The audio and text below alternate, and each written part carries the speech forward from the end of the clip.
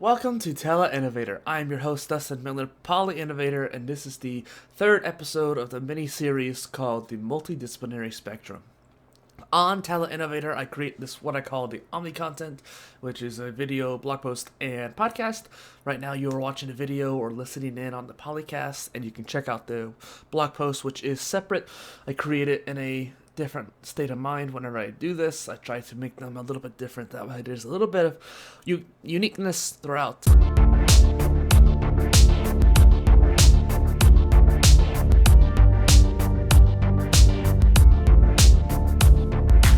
So, this whole concept of being a generalist, it is all about a balance between width and depth.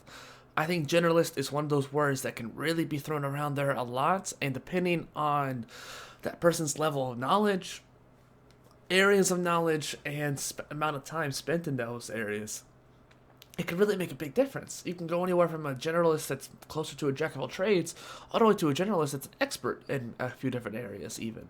And so that's kind of like a polymath, but not quite there per se. And when I say expert, it could also just be journeyman level as well. But I think that it's interesting how the word generalist is very general in many ways. And so they make up a lot of the population because of that. We end up having more generalists than we even realize. And this is all because whenever you are creating your job, your life, you have to do many things. You have to start out doing the entry-level role. Then you can go do the management role. Then you can go do another job. Then you can go, then by that time you might get your big boy job, as they say. And so it's one of those things where throughout your life, you are living polymathically, you're living as a generalist, and there's also the whole concept of how we survived as Homo sapiens purely because of the generalists. And this is the whole idea behind this post and this series, is that I wanted people to find a word they identified with, whether it was jack of all trades, polymath, multi-potentialite, something along the scale, or in this case, spectrum, and cling on to it, stick to it, because we live in a specialist society, and it's not necessarily true, because we do have a lot of generalists in our society, and we actually endorse them quite a lot. They're called entrepreneurs, and any business owner can tell you that they wore many hats in order to do their job. And it's true, because when you are an entrepreneur or a business owner, you have to wear many hats and put out many fires and learn many skills. And so you have to be a jack of all trades or a generalist in order to even get that done. Sure, you end up hiring people to do those roles down the line, but that's because of delegation, not because you couldn't do them or master them. And so the generalist, whether expert or not, is the idea that you can do many things. Not only do you do many things, but you also do them well. So we are led to believe that specialists are the key to success. It is our innate human desire to survive. And so in our mindset and what we're taught is that it is all about financial stability and being able to take care of our family. The more of a specialist you are, the more likely you're able to do that. And so hence the become a lawyer, become a doctor, become an engineer, because you'll get more financial stability.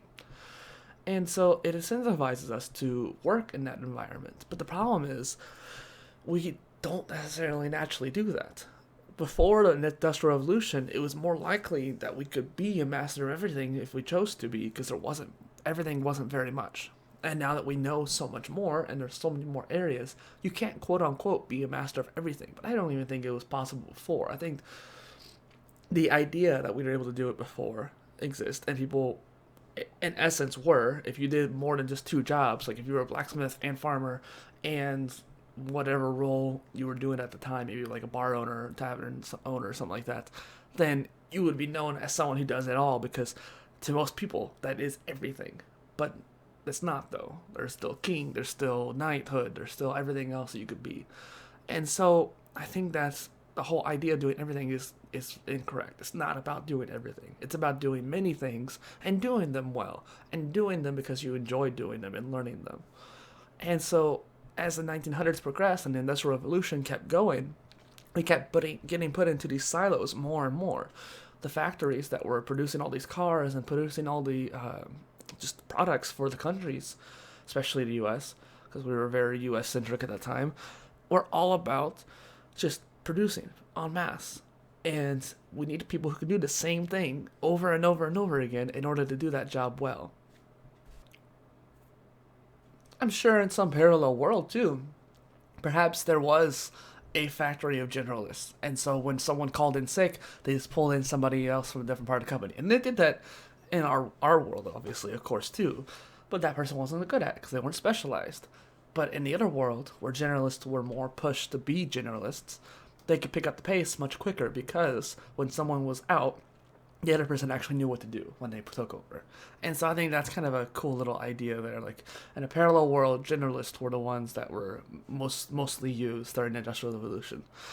And so it's all about doing the best job you could and being highly specialized. And so there's actually a post I link in the blog post you should check out where I define the idea of a gentleman scholar. And I think that this is a good point to make during this generalist post, and it's something actually one of the future episodes is going to be about. But being a gentleman scholar is being someone who learns everything, right? They're autodidact, and maybe they're in college still too, but think of it kind of like Van Wilder, who was in school for 9 years because they just enjoyed the environment and they enjoyed doing the more educational things. And ironically, he didn't, but you get my point. That's where the idea of a dilettante came in. Someone who learns a lot but does nothing with it. And multi-potentialites aren't quite like that. They have the potential to do many things, and sometimes they do. And a lot of people kind of put multi-potentialite, jack of all trades, and dilettante all kind of grouped together, but they're not. They're not grouped together. Potentialites have potential, and they're still starting out for the most part. Generalists are people who have done things, at least to some degree. And if anything, to become generalist, you have to do many things in order to do them.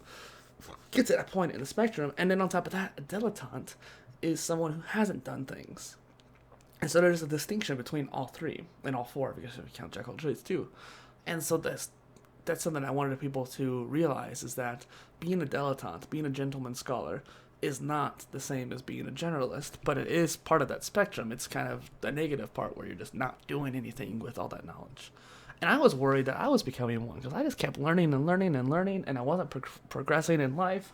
And I was thinking, am I becoming a dilettante? Well, no, I'm trying to do something with the stuff I'm learning. And that's the difference, where either creating a blog post or just doing even something simple like that, doing something with that knowledge and creating content out for the world, or creating a book or something like that, doing something that adds value to the society, makes you not a dilettante. And that most generalists and most people who are on the spectrum do that. So in that Industrial Revolution, we formulated how to create companies. We created a 9-to-5 system. We created the whole idea that in our heads that we needed a specialist in order to do those roles. But it's so irritatingly ironic now, because all these companies, if you look at the job description, they'll have 5 different job descriptions in one. They're like, okay, if you want to be a programmer, well, you need to know AWS, and you need to know all the major coding languages. You need to know how to project manage. You need to know. Those are 3 different roles: cloud development and programming, and then project management. Those are all different things, and they're expecting you to know all of them. And these are usually entry-level roles with 5 years of experience. It's like, that's not going to happen. You're not going to find someone entry-level with all that diverse skill set, not let alone someone who's a specialist. And what really grinds my gears is the digital marketing people. And so they're always looking for this digital marketing specialist who knows SEO, pay-per-click, social media, digital marketing, and other factors, or creating content creators and podcasting. They want 10 different skills because that's a specialist. That's not a specialist. That is a generalist. That's digital marketing generalist. That's what you're looking for. You want someone who can do it all, so that way you don't have to hire 10 people. And yes, I can attest that as someone who does it all myself and someone who knows a lot about all of that, it took me a long time to get there. In fact, I started learning about social media marketing 10 years ago, and so it's been a long time in my case. But even in my case, if someone knew more about SEO or pay-per-click or ads, I couldn't compete with them.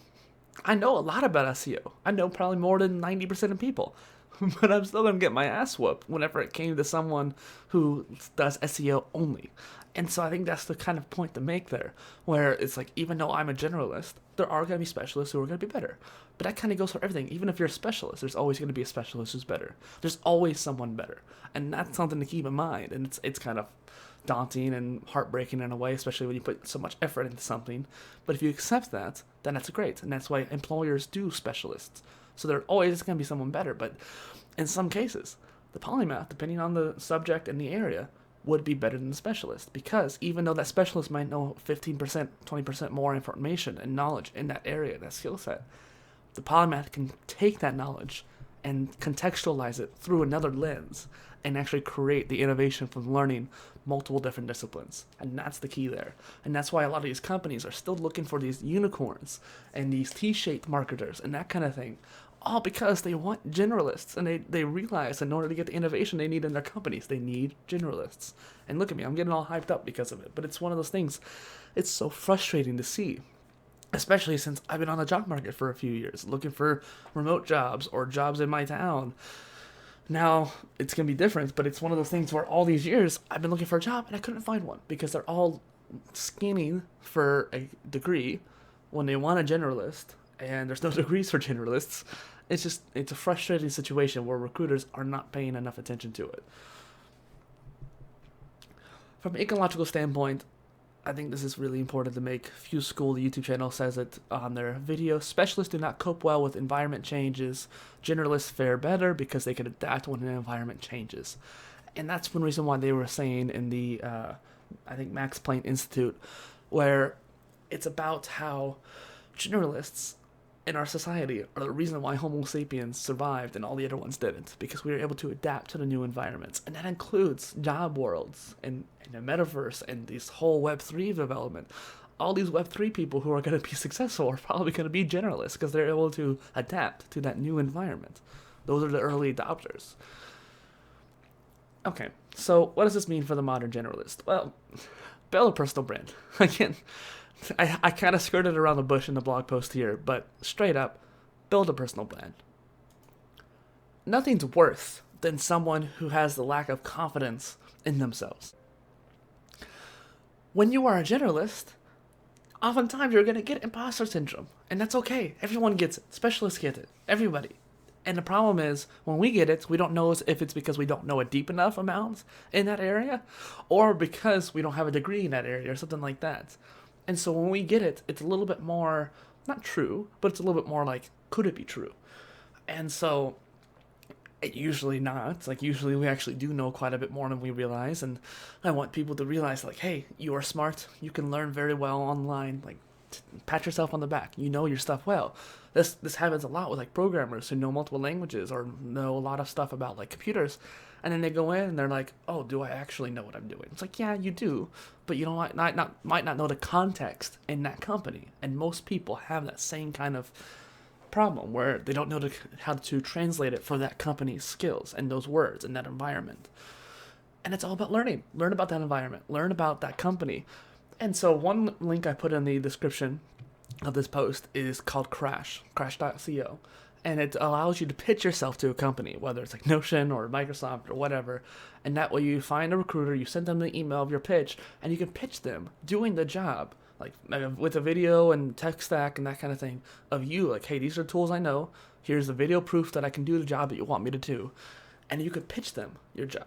And if you have a personal brand like myself, you can actually show people over time that, hey, this guy knows a lot about omnichannel marketing. This guy knows a lot about swimming. This guy knows a lot about Notion. Purely because I've talked to so many people and showed them that I know a lot about all those different things. And, I mean, I can't really show people swimming part just yet, but I've shown them everything else. And it's just one of those things where, too, I've created content on it. And so how can someone know that and create unique content on that if they didn't know that, I mean? And so it's one of those things where personal branding sounds businessy, but all it is your online reputation. Are you a person who's willing to create for somebody else? More than likely, yes. You're creating some kind of, when you're doing a job, you're creating some kind of service. So even if you're working at H&M, you're creating the environment that the customer sees, making sure all the clothes are stacked right or hung up right, making sure all the displays are right. You are creating an environment. You're creating an experience. And when you're a content creator, you're just creating content. It's no matter what you're doing, you're creating. That's the whole point of service, is creating an environment and creating a experience that can be repeated over and over again. That's why all these companies and franchises like McDonald's are standardized, like Starbucks especially. They want you to have the same experience each time because you are, as the worker, creating that experience. If you can do that through content, then you have control over what that experience is. And so you can curate the experiences for people to know, hey, this guy knows a lot about marketing. This guy knows a lot about this. This gal knows a lot about this. Excuse me. This gal knows a lot about this. And over time, people know you for that thing. So thanks for listening to the little rant I had here today. Specialists are what the society thinks we need, and generalists are actually what we really need. And so that's what I wanted to point out today, and that's why I really love this series. I've been actually putting it off a little bit, this little mini-series, and I'm glad I'm finally doing it because it's so true. And I think the reason why I was putting it off is because I wanted to make sure I was in the right mindset and the right state of being in order to do it. And I can see why, because these whole posts have been very emotional. And it's one of those things where it's only going to get better from here with Polymath and PolyInnovator coming up. All right. Thank you for listening to the PolyCast and watching on PolyInnovator. I'm Dustin. Bye.